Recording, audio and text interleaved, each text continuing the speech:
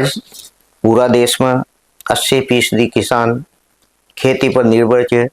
लेकिन आज जी तरह से रासायनिक खाद कीटनाशक यहाँ को प्रभाव जमीन पर देखने में मिल रही है। उसो स्वास्थ्य भी लोगों को खराब होते जा रही है। आज भारत सरकार या राज्य सरकार ने जैविक खेती पर ध्यान देवो शुरू करियो है और इनमें कई प्रगतिशील किसान आगे आया है। और आज जो वहाँ की तकनीक से जो वह फसलान कर रहा है तो स्वास्थ्य को पर भी अच्छो असर आ रही है। साथ ही कम जमीन पर मतलब अच्छी फसल लेकर और वो एक छोटा परिवार ने भी पाल सके छे। ई तरह की जो अनुसंधान में लाग्या हुआ है आपना हाड़ोती में राम शांताए जैविक कृषि अनुसंधान एवं प्रशिक्षण केंद्र का जो वैज्ञानिक है आज वो आपना बीच में पधारिया है पवनजी टाक साहब पढ़िया लिखिया इंसान है, चाहता तो ये नौकरी भी कर सके जा। लेकिन यहाँ न आज जो गिरतो स्वास्थ्य है आदमियों को ऊपर उकी तरफ ध्यान दे और आज ये जैविक खेती पर काम कर रहा है। और देश भर में यहाँ को यहाँ का केंद्र चल रहा है। साथ में जो आबाड़ा काश्तकार है वहाँ के ताई खेत में खड़ा रह यू चीज के ताई बताओ छे कि कशा करी जा सके छे। एक मेड़ पर कशा पेड़ लगा कर कशा फसल कशा सब्जियां उगा सके छे। कई तरह की सब्जियां यहाँ वो फार्म पर लगा रखी है। तो यहाँ सु यहाँ की जुबानी यहाँ की कहानी यहाँ सु सुनेंगा अपन और यही बताऊंगा कि किस तरह से जैविक खेती सु फायदा है। और आज जो देश भर में भारत सरकार भी के लिए काश्तकारों के लिए काम कर रही है। तो आज ये हमारा माँ के बीच में पधारे थे पवनजी टाक साहब।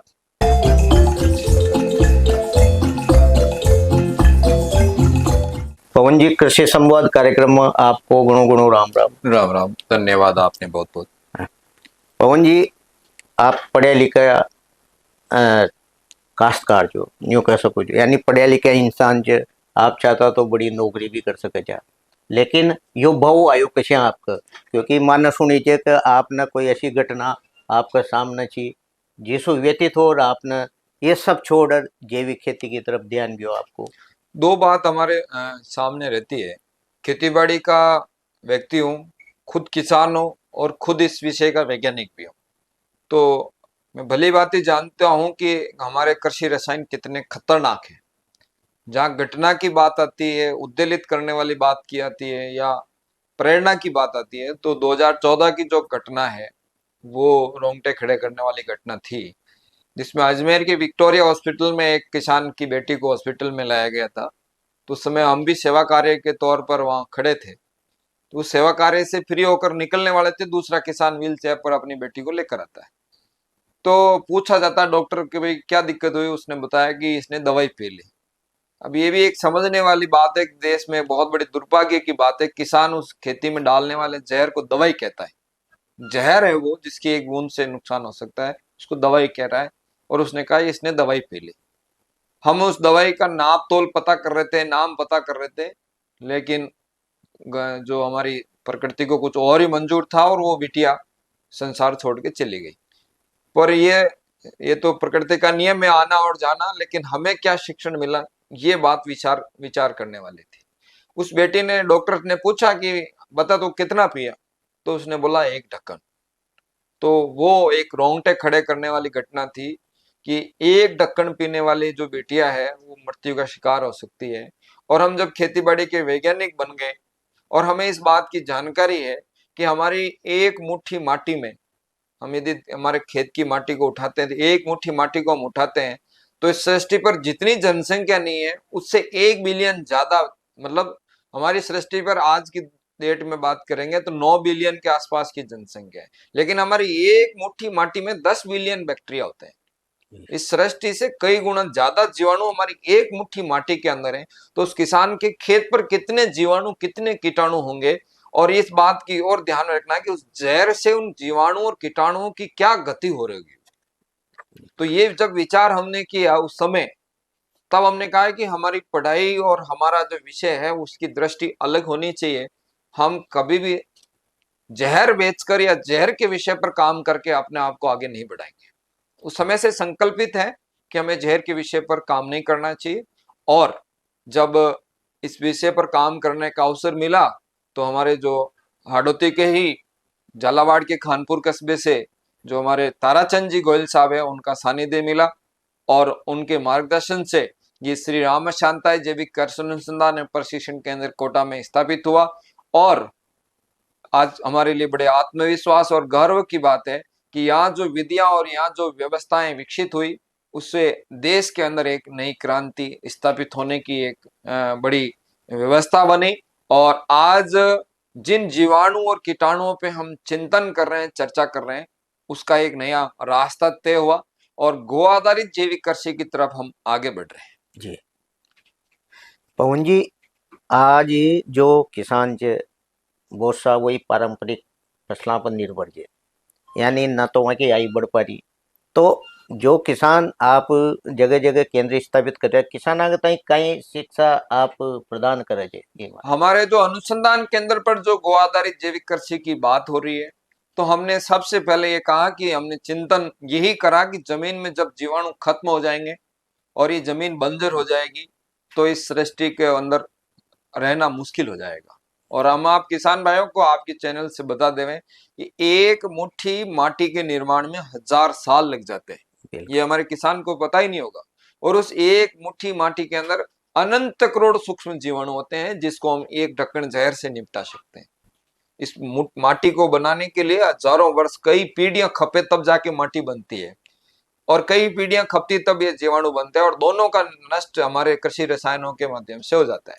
तो हमने जब जीवाणुओं की बात की, कीटाणुओं की बात की, जब केंचुए की बात की तो हमें लगा कि हमारी जो देशी गाय है जिसमें हम हमारी धार्मिक आराधना, हमारी जो विचार रहता है कि देशी गाय के गोबर में 33 कोटि देवता होते हैं। अब हम भी मानते हैं कि जो देवता रूपी जो है वो जीवाणु है इस गोबर के अंदर, ये कीटाणु है जो हमारी जमीन की उर्वरा शक्ति को बढ़ाते हैं, जमीन के जैविक कार्बन को बढ़ाने के काम में आते हैं, जो हमारे कचरे को खाद में बदलने का काम करते हैं, अपशिष्ट को खाद में बदलने का काम करते हैं, वो सब देशी गाय के गोबर का काम है। ये अपने आप में संजीवनी, अपने आप में अमृत है। तो जो किसान बंधु आप लगता है उनको हमारी जमीन खराब है या खराब ना हो, उसके लिए हम आग्रह करते हैं कि 1 एकड़ में 2 या 3 सिंचाई, अधिकतम 3 सिंचाई करते हैं। गेहूं की फसल है या अनाज दाल तेल की फसल है, उनमें ये 75 किलोग्राम देशी गाय का ताजा गोबर एक सिंचाई में देना है। 3 बार करेंगे, तीनों बार 75 75 75 किलोग्राम ताजा गोबर पानी के साथ उनको देना है। उससे जमीन में जीवाणु बढ़ेंगे, कीटाणु बढ़ेंगे, केंचुए बढ़ेंगे तो जमीन की उर्वरा शक्ति बढ़ेगी, माटी पोसरी होगी और माटी पोसरी होगी तो निश्चित तौर पर किसान का उत्पादन अच्छा आएगा, उसकी गुणवत्ता भी अच्छी आएगी, भंडारण क्षमता भी उसकी बढ़ेगी। ये सब बातें इस देशी गाय के गोबर से होनी है। कल हम जयपुर में थे तो हमारे सामने कई किसानों ने कहा, वो हमारे साथ फोन करके वार्ता करते ही रहते हैं कि हमारे फला समस्या हो गई, वो समस्या हो गई। एक किसान ने कहा कि मेरे अनार के 600 पेड़ खत्म होने की स्थिति में आ चुके थे जड़ गांठ की वजह से। जड़ गांठ एक बहुत बड़ा कैंसर जैसा ये विकार है हमारे पौधों में। जी। हमने उनको एक छोटा सा प्रयोग बताया कि देशी गाय का 1 किलो गोबर 10 लीटर पानी हर पेड़ के अंदर पिलाना है। और बहुत खुशी की बात है उस किसान ने बड़े मंच पर आकर ये बताया। जालोर जिले के हमारे भारतीय किसान संघ के जैविक प्रमुख हैं, उन्होंने कहा कि हमारे 300 पेड़ उस देशी गाय के ताजा गोबर की वजह से आज बहुत अच्छे से फल फूल रहे हैं। ऐसा एक फलोदी के भी हमारे एक जैविक प्रमुख ने बताया कि आपके यहाँ से जो विधि है उसको हमने उपयोग किया तो अनार में इतने फूल आ रहे हैं कि पड़ोसी कह रहे हैं ऐसा क्या कर दिया आपने। तो ये ताजा गोबर अपने आप में अमृत है, अपने आप में संजीवनी है, चाहे फल वृक्ष हो चाहे सब्जी हो, ये ताजा गोबर पानी के साथ देना चाहिए। अब कुछ जगह भ्रम भी फैल रहे हैं कि ताजा गोबर की वजह से दिमक की समस्या आ सकती है, गर्मी कर सकता है। ये थोड़ा सा विचार करने वाला बिंदु है कि ये ताजा गोबर की बात नहीं है। ये जो जितनी भी समस्या आएगी ये कच्चा गोबर से आएगी जिसके अंदर नमी नहीं है, सूखे हुए कंड है जी। तो सूखे हुए कंडों से ये समस्या हो सकती है, ताजे से कभी भी समस्या नहीं आएगी। दूसरी बार ताजे को सीधा डालेंगे तो समस्या आएगी। हम कह रहे हैं 10 गुना पानी के साथ डालना है। 1 एकड़ में हम बात करेंगे तो करीब यदि गेहूं की फसल की बात करेंगे तो 2.5 से 4 लाख लीटर पानी गेहूं में जाता है। बिल्कुल 4 लाख लीटर पानी के अंदर 80 किलोग्राम गोबर हम भेज रहे हैं तो निश्चित तौर पर इसकी कोई समस्या नहीं आती है। ऐसे ही हम फल वृक्षों में 10 लीटर पानी में 1 किलो गोबर डाल रहे हैं तो बिल्कुल वो डिजोल्व हो जाता है, वो घुलनशील हो जाता है, तो कहीं अवशेष बचने की संभावना नहीं रहती है। तो यदि इस प्रकार का कोई भ्रम पालता है दिमाग में तो नहीं रखें। हम पानी के साथ घोल बनाकर ताजा गोबर दे रहे हैं तो अपने आप में ये जैव उर्वरक है, बाजार से किसी प्रकार का कल्चर उसको खरीदने की आवश्यकता नहीं है। जी ये एक प्रयोग है हमारा सरल संजीवनी के नाम जी से। जी दूसरा क्या है, अभी किसान भाइयों की फसलों में आपने देखा है कि गेहूं की फसल में पीलापन आ गया, बिल्कुल या चने में पीलापन आ गया, फूल नहीं बन रहे हैं, फल नहीं बन रहे हैं, फल जल रहे हैं, ऐसी कई सारी समस्या किसानों के सामने आती है। इसके लिए वो बाजार से महंगे हाई पावर खरीदते हैं। हमारे अनुसंधान केंद्र पर संभवतः हमारी जानकारी में नहीं है दुनिया का विषय तो, पर भारत का हमें पूरा जी जी आत्मविश्वास है कि भारत में ऐसा अभी जो प्रयोग है वो नहीं निकला कि 1 एकड़ में किसान को 20 रुपए का खर्च करके 5 से 7 दिन में इतना अच्छा परिणाम प्राप्त किया जा सकता है। जी तो उसके लिए सरल हाई पावर, एक बहुत सरल तरीके से हाई पावर विकसित हुआ, वो है गौमूत्र और चूने का। जी अब हर किसान के गांव में घर में गौमूत्र उपलब्ध है, तो 1.5 लीटर गौमूत्र जी और 2 चूने की ट्यूब, जो जी पान में तंबाकू के अंदर किसान रगड़ के खाते ही हैं, जी ना खाते हैं तो बाजार में उपलब्ध है, तो बिल्कुल 2 ट्यूब वो 1.5 लीटर गौमूत्र 13.5 लीटर पानी और मिलाएंगे तो एक टंकी का किसान का अपना फॉर्मूला हो जाता है। कोई बीघे में 4 टंकी करता है तो कोई 6 टंकी करता है, कई जगह बीघा छोटा है, कई जगह बीघा बड़ा बड़ा है। है तो जहां टंकी का फॉर्मूला याद रखना है कि 1.5 लीटर गौमूत्र, 2 चूने की ट्यूब, 13.5 लीटर पानी, ये एक फॉर्मूला बन गया। अब अपने हिसाब से सब्जियों में, अनाज में, दाल में, तेल में, फल, औषधि, मसाला, कोई भी वनस्पति हो, जी मैं तो मेरी बहनों जो महिला किसान है जो घरों में सब्जियां करती, मैं उनको भी कहता हूं कि आप इस प्रयोग को अपना कर देखो। जी कई आध्यात्मिक बहनें होती जो घर में तुलसी है, घर में आंकड़ा है, धतूरा है, बेल पत्र, इस तरह के पेड़ भी लगाती, मैं उन बहनों को भी आग्रह करूंगा कि वो भी इस प्रयोग को करेंगे, निश्चित तौर पर उसमें बढ़वार अच्छी आएगी, फुटान अच्छी आएगी। 1 महीने की वनस्पति होनी चाहिए और उसके बाद 15 दिन बाद इसको दोहरा सकते हैं। जी तीसरा जो हमारा अंतिम प्रयोग है जो हम किसानों को बताते हैं, वो सबसे बड़ी चीज है कि यहाँ पर जो रेवड़ी है हाँ वो किसान महीने, 2 महीने, 8 महीने, 6 महीने तक उसको इकट्ठा करेगा और अंततः उसको खेत में ले जाके गर्मियों में फेंक के आ जाएगा। ये परंपरा बिल्कुल गलत है। इसकी वजह से किसानों को कई सारे के नुकसान झेलने पड़ते हैं, फसलें पीली पड़ती है, फसलों में जड़ गलन की समस्या आती है, फसलों में कचरा ज्यादा आता है। तो इसके लिए हमने देखा है कि किसान को कोई सरल कंपोस्ट की विधि मिल जाए तो काम अच्छा हो सकता है। अच्छा तो हमारे अनुसंधान केंद्र में करीब 36 महीने तक इस विधि पर प्रयोग चला और देश भर में जितनी विधियां थी, चाहे आप वर्मी कंपोस्ट की बात करो, चाहे ट्रेंच कंपोस्ट की बात करो, जो भी विधियां थी उनके बराबर हमने अध्ययन किया भी कौन सी विधि सरल हो सकती है। तो समझ में आया कि किसान को तुरंत दान महाकल्याण योजना खेत में लागू करनी है। चट मंगनी पट दिया, तुरंत लिया तुरंत दिया, ये जी हमारा किसान चाहता है। जी तो हमने अलग अलग विधियों से जो काम किया उसमें ये विधि हमारे सामने आई कि किसान को जो 2 हाथ चौड़ी और 4 हाथ लंबी, घुटने तक की ऊंचाई की जो रेवड़ी है, जी उसकी मात्रा हमने कई बार तोल के देखा तो 1 टन 1000 किलो के आसपास उसका भार रहता है।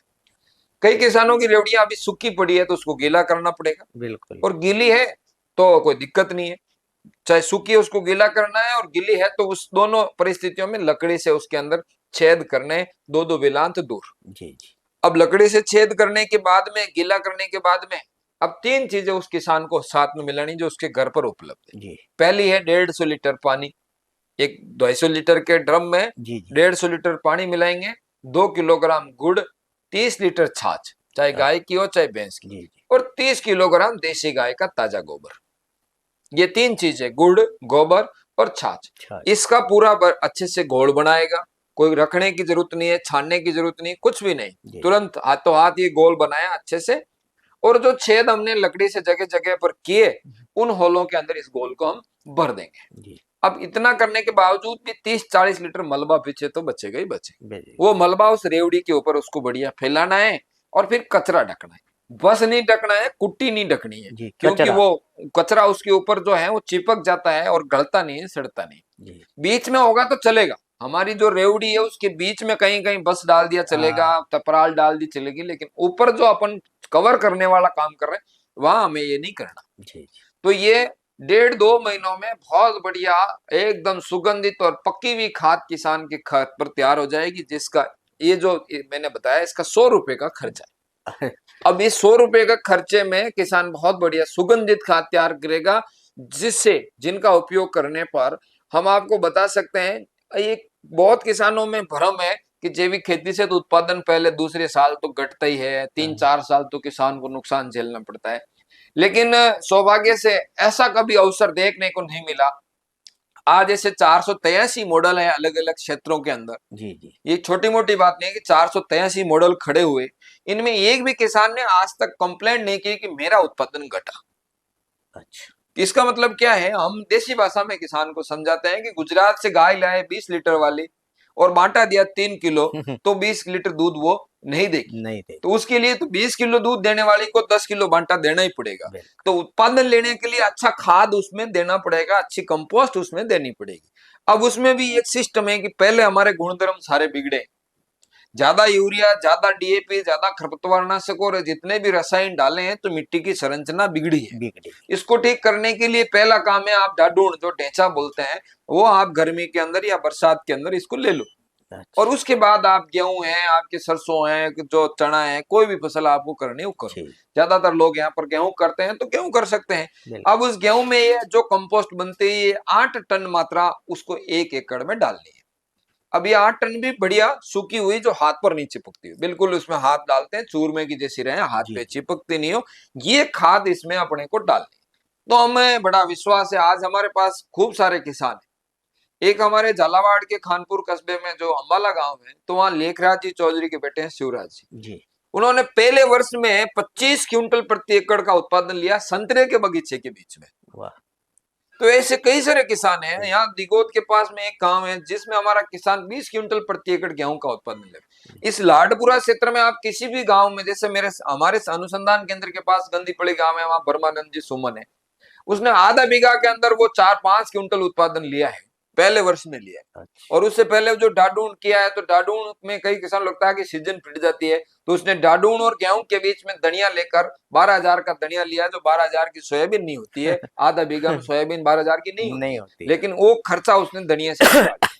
तो गंदीपड़ी के पास में बड़ौदे गांव में नरेंद्र सिंह जी के 1.25 बीघा में 1135 किलोग्राम उत्पादन निकला। और नई बात एक चीज और थी कि जिन जिन किसानों ने ये गो आधारित जैविक कृषि को अपनाया, उनके खेतों में, क्योंकि वो 1-2 बीघा में काम कर रहा है, तो उस खेत में और उस रासायनिक खेत में बहुत बड़ा फर्क है।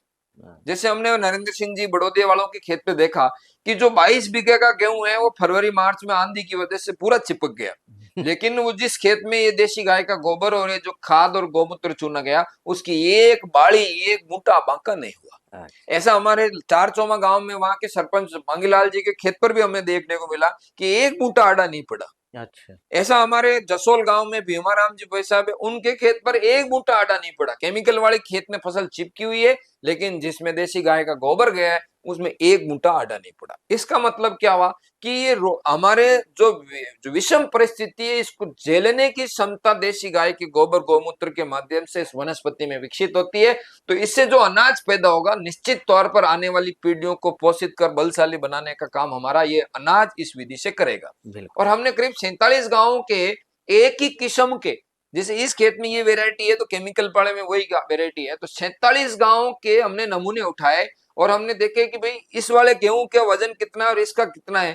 तो ये किसी का 33 ग्राम, किसी का 34 ग्राम, किसी का 42 ग्राम आ रहा है केमिकल वालों का, लेकिन जिसका जैविक है 53 ग्राम तक के वजन देखने को मिले। मतलब हमारा जो किसान है उसका हाड़ी ये कहता है कि भाई साहब इसमें इस कट्टे में तो वजन ज्यादा है, इस कट्टे में वजन कम है। तो ये इस गो आधारित जैविक कृषि का एक पावर है जो सामने आता है। हमने कई किसानों को देखा है कि भाई साहब मैं तो पहले 2 रोटी खाता था, 4 खा रहा हूं, फिर भी मेरे कोई दिक्कत नहीं है। सब्जियों में भी ऐसा ही आनंद हमने देखने को मिला है। तो आज हमारे पूरे क्षेत्र में, आप लाडपुरा तहसील की बात करो, चाहे दिगोद की बात करो, सुल्तानपुर, सांगोद, इटावा, या आप खानपुर की बात कर लो, बारां की बात कर लो, बूंदी की बात कर लो। आज बूंदी में हमारी खटगढ़ के अंदर 400 महिलाएं इस विधि से खाद बना रही है।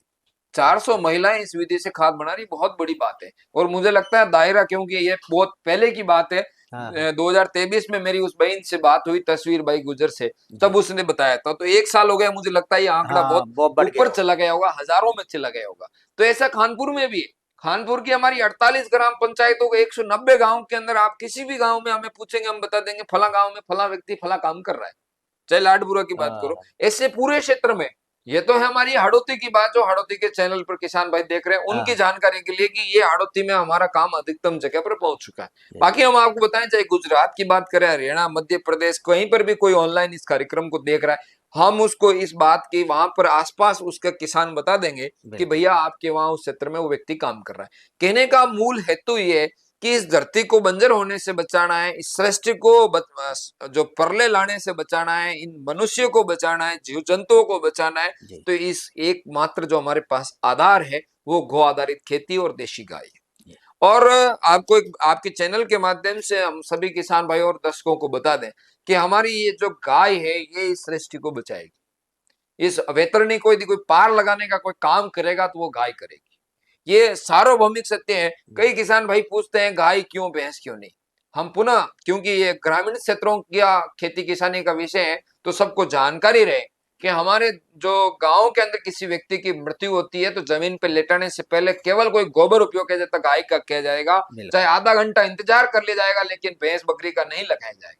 बिल्कुल हमें यदि कोई चौकी पर किसी माता बहन को बैठाया जाएगा पुत्र की प्राप्ति के बाद, संतान उत्पत्ति के बाद में, तो उस चौकी के नीचे भी गाय का ही गोबर लगाया जाएगा। बिल्कुल सर हमारे कोई भी अच्छे काम होगा तो उसमें गाय का गोबर ले जाएगा। यज्ञ की वेदी बनेगी तो उसके अंदर निश्चित तौर पर गाय का ही गोबर ले जाएगा। कहीं पर भी भैंस का जिक्र नहीं आता है।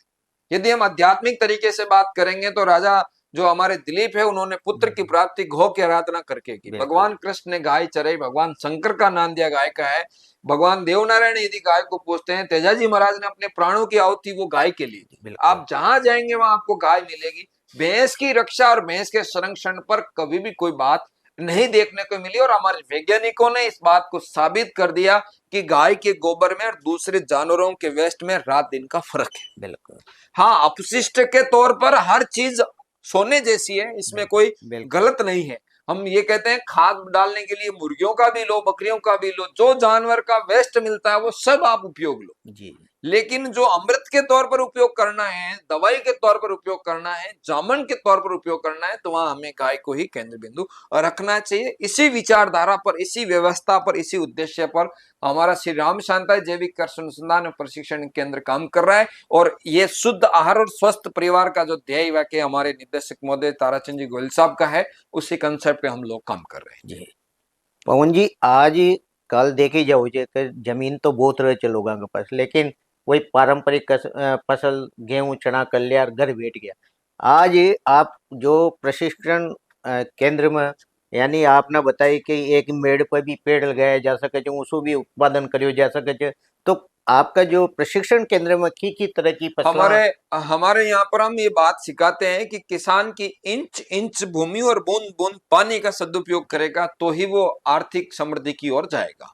तो ये हमारे यहाँ पर जीवंत स्थिति है कि खेत की मेड़ के ऊपर 125 तरह के पेड़ हैं, और अच्छा हर 5 मीटर पर पेड़ है, और उस पेड़ के नीचे कई जगह सब्जियां लगी हुई, कहीं पर चारा लगा हुआ है, कहीं पर औषधियां लगी हुई है। तो खेत पर मेड़, मेड़ पर पेड़, और पेड़ से 5 रुपए की आमदनी हो, ये हमारे यहाँ पर जीवंत देखा जा सकता है। जी ऐसे ही 57 प्रकार की सब्जियां, जैसे आज ही हमारे अनुसंधान केंद्र पर जो खेत से 22 प्रकार की सब्जियां की आज तुड़ाई हुई, जी ऐसे ही अनाज में 4-5 तरह की किस्में हैं, ऐसे ही दाल है, ऐसे ही तेल वाली जो फसलें हैं, सरसों है, अलसी है, बारिश के सीजन में बारिश की चीजें देखने को मिलेगी। और एक हमने सबसे महत्वपूर्ण मॉडल जो विकसित किया वो है पोषण वाटिका। जी जमीन कितनी भी हो उससे हमारा कोई मतलब नहीं है। हमारा किसान यदि 1 या 2 बीघे पर अपने परिवार में 5 या 10 सदस्य है, तो उसके लिए वो एक गाय पाले और उस 1-2 बीघे का एक मॉडल बनाए, जिसमें अनाज, दाल, तेल, फल, औषधि और मसाला, इन सब का वो पैदावार करें। इसके लिए पूरी रीति नीति है कि कितना अनाज, कितना दाल, कितने तेल वाली फसल, कितने एरिया में कितने पाल्टे